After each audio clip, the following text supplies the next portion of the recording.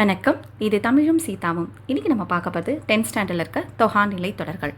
So இது நம்ம பார்க்கணும் அப்படிங்கிறப்ப நிறைய ஷார்ட்ஸில் சின்னதாக போட்டிருப்போம். ஆனால் இன்றைக்கி நம்ம தேர்வு நோக்கில் உள்ளே போய் பாடப்பகுதியாக பார்க்கும் பொழுது கண்டிப்பாக நீங்கள் தெரிஞ்சுக்க வேண்டியது நிறையா இருக்குது. ஸோ சொற்கள் தொடர்வதே தான் நம்ம என்னென்னு சொல்கிறோன்னா தொடர் அப்படின்னு சொல்கிறோம். சரிங்களா? இது ஒரு பொருள் முடிவு தரலை அப்படின்னா இதை முடியா தொடர்னு சொல்லிட்டோம். பொருள் முடிவு தந்துச்சுன்னா அதை முற்றுத்தொடர் அப்படின்னு சொல்லுவாங்க. சரிங்களா? இந்த முற்றுத்தொடர் தான் என்னன்னு சொல்லுவாங்கன்னா வாக்கியம் அப்படின்னு சொல்லுவோம். சரிங்களா? அதை தான் இன்றைக்கி நம்ம பார்க்க போகிறோம். இந்த தொகாநிலை தொடர்கள் மொத்தம் எத்தனை அப்படின்னு பார்த்தீங்கன்னா 9 வகைகள். அதே தொகைநிலை தொடர்கள் 6 வகைகள். இன்றைக்கி நம்ம தொகாநிலை தொடர்கள் பார்க்க போகிறோம். ஸோ ஃபஸ்ட்டு பார்த்தீங்கன்னா எழுவாய் தொடர். சரிங்களா? இதில் எழுவாய் அப்படிங்கிறது பெயர், வினை, வினா ஆகிய பயனிலை தொடர்கள் தான் எழுவாய் தொடர். கண்டிப்பாக தேர்வு நோக்கில் பார்க்கும் பொழுது இதை கூற்று காரணங்கள் கொடுத்து கூட கேட்கலாம். சரிங்களா? அதனால் ஒவ்வொரு வார்த்தைகளையும் நீங்கள் கவனமாக உற்று நோக்க வேண்டியதாக இருக்குது.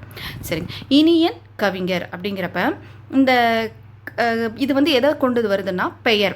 அதே காவிரி பாய்ந்ததுங்கிறது வினை. சரிங்களா? கவிஞருங்கிறப்ப பெயர், பாய்ந்தது அப்படிங்கிறப்ப வினை, பேருந்து வருமா அப்படிங்கிறப்ப வினா. சரிங்களா? இதை தான் நான் மேலே சொல்லும்போது சொன்னேன். இந்த எழுவாயுடன் பெயர், வினா, வினை ஆகிய பயனிலைகள் தொடர்ந்து வருவதை எழுவாய் தொடர் அப்படின்னு சொல்கிறோம். சரிங்களா? இந்த மூன்றும் இது நீங்கள் தெரிஞ்சுக்க வேண்டிய விஷயம். ஸோ கொஷினில் நம்மளுக்கு பெயர், வினை, வினா இதை தான் நீங்கள் பார்த்துக்க வேண்டியதாக இருக்குது. சரிங்களா? சரி, அடுத்து பார்த்தீங்க அப்படின்னா விழித்தொடர். இந்த விழித்தொடரில் விழியை தொடர்ந்து வினை அமைவது விழித்தொடர். விழித்தொடர் அப்படின்னாலே பார்த்தீங்கன்னா அழைப்பது, கூப்பிட்றது. சரிங்களா? நண்பா எழுது, கதிரவா வா அப்படின்னு சொல்கிறோமா இல்லையா?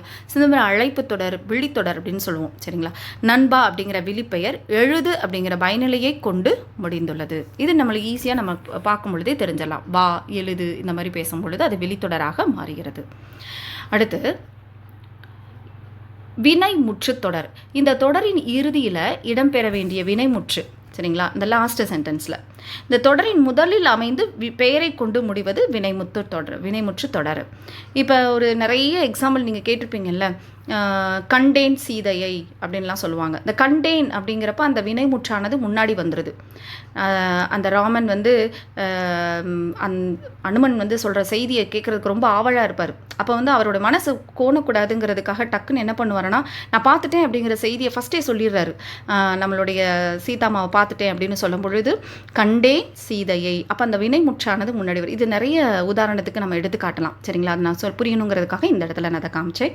ஸோ அந்த வினைமுற்றானது பாடினாள் கண்ணகி. சரிங்களா? அந்த வினைமுற்று தொடர் முன்னாடி வந்துச்சுன்னா அது வினைமுற்று தொடர். சரிங்களா? அடுத்து பெயரச்ச தொடர். முற்று பெறாத வினை பெயர் சொல்லை கொண்டு முடிவது பெயரச்ச தொடர். சரிங்களா? நான் நிறைய சொல்லியிருக்கேன். எச்சம் அப்படின்னாலே முற்று பெறாத சொல், இன்கம்ப்ளீட் சென்டென்ஸ் அப்படின்னு சொல்லுவாங்க. Incomplete words. சரிங்களா? கேட்ட அப்படிங்கிறப்ப இன்கம்ப்ளீட்டாக முற்று பெறாத சொற்கள். அந்த பாடல் அப்படிங்கிறப்ப நம்மளுக்கு என்னது அந்த தொடரோடு சேர்ந்து வருது. ஸோ கேட்ட பாடல் நம்மளுக்கு பெயரச்ச தொடர். அதே வினையச்ச தொடர்னு பார்க்கும்போது முற்று பெறாத வினை சொல்லை கொண்டு முடிவது. பாடி மகிழ்ந்தனர். சரிங்களா? அது வினை சொல்ல கொண்டு முடிவது. பாடி நான் நிறைய சொல்லியிருக்கேன். பெயரச்சம்ங்கிறது அகரத்துலையும், வினையச்சம்ங்கிறது இகர உகரத்துலையும் அந்த சவுண்டானது வந்திருக்கும், ஒலியானது முடிஞ்சிருக்கும்னு சொல்லியிருக்கேன்.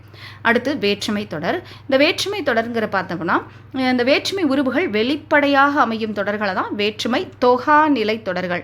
நம்ம தொகை அப்படின்னாலே மறைஞ்சு வரதுன்னு பார்த்துருக்கோம். வேற்றுமை தொகையில் பார்த்துருப்போம் இல்லைங்களா? ஐயாள்கு இன்னது கண் அப்படிங்கிறப்ப அது எல்லாமே தொகை அப்படின்னா மறைஞ்சு வருது. அப்போ தொகா அப்படிங்கிறப்ப எல்லாமே வெளிப்படையாக தெரிவது. சரிங்களா? இந்த இடத்துல நீங்கள் தெரிஞ்சுக்கணும். கட்டுரையை படித்தால் அப்படிங்கிறப்ப அந்த கட்டுரையை ஐ அப்படிங்கிறப்ப நம்மளுக்கு இது ஐங்கிறது 2ஆம் வேற்றுமை உருவு. ஸோ இந்த ஐங்கிற 2ஆம் உருவு வெளிப்படையாக பொருளை உணர்த்தது இல்லையா?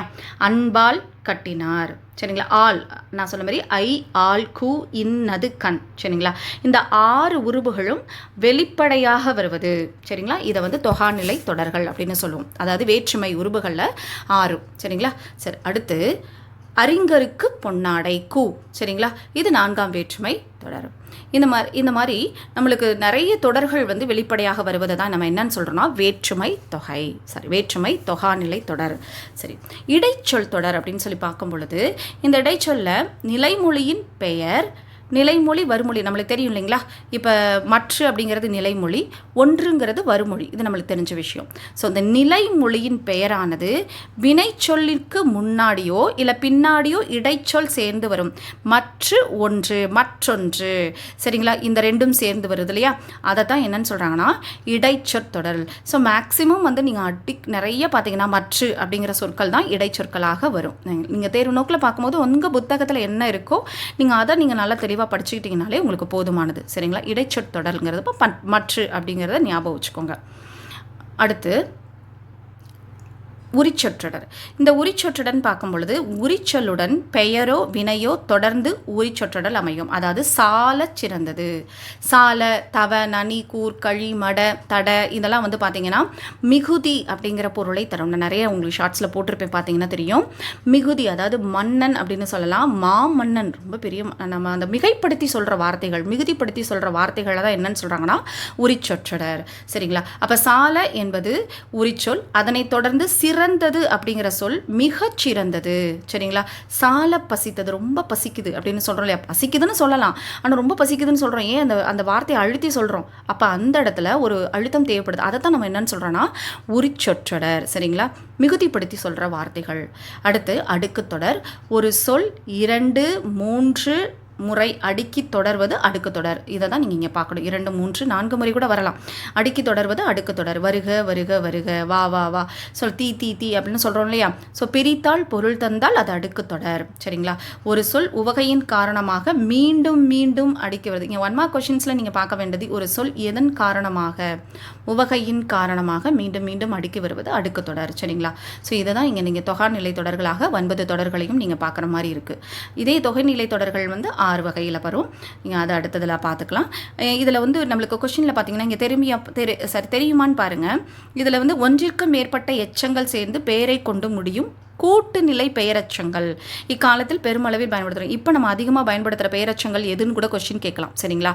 கூட்டுநிலை பெயரச்சங்கள். ஸோ நீங்கள் இந்த இடத்துல இதை பார்த்துக்கணும், கூட்டுநிலை பெயரச்சங்கள். அதே மாதிரி பார்த்தீங்கன்னா அதில் வந்து வேண்டிய, கூடிய, தக்க, வல்ல முதலான பெயரச்சங்கள் செய்ய என்னும் வாய்ப்பாட்டு வினையச்சத்துடன் சேர்ப்பும் பொழுது இது கூட்டுநிலை பெயரச்சங்கள். சரி, நீங்கள் கொஷினாக பார்க்க வேண்டியதுன்னா கண்டிப்பாக இதை நீங்கள் பார்க்கணும். எந்தெந்த கூட்டுநிலை பெயரச்சங்களுடைய அடிகள் பாருங்கள், வேண்டிய, கூடிய, தக்க, வல்ல, இதனாலேயே நீங்கள் கண்டிப்பாக பார்க்கணும், சரிங்களா. இந்த நாளும் எந்த செயற்பாட்டு எந்த வாய்ப்பாடுடன் பொருந்துது அப்படின்னு பாருங்கள். செய்ய கொஷினாக நீங்கள் பார்க்கணும்னா இதுதான். செய்ய என்னும் வாய்ப்பாட்டு வினையச்சத்துடன் சேர்ப்பதன் மூலம் தான் கூட்டுநிலை பெயரச்சங்கள் உருவாகுது. எந்த வாய்ப்பாடுடன் சேர்க்கலாம், கொஷின் வந்து இந்த இடத்துல நிறைய கொஷினாக உருவாக்கலாம். நீங்கள் அதனால் நல்லா தெளிவாக பார்த்து வச்சுக்கோங்க. எக்ஸாம்பிள் பாருங்கள், கேட்க வேண்டிய பாடல், சொல்லத்தக்க செய்தி.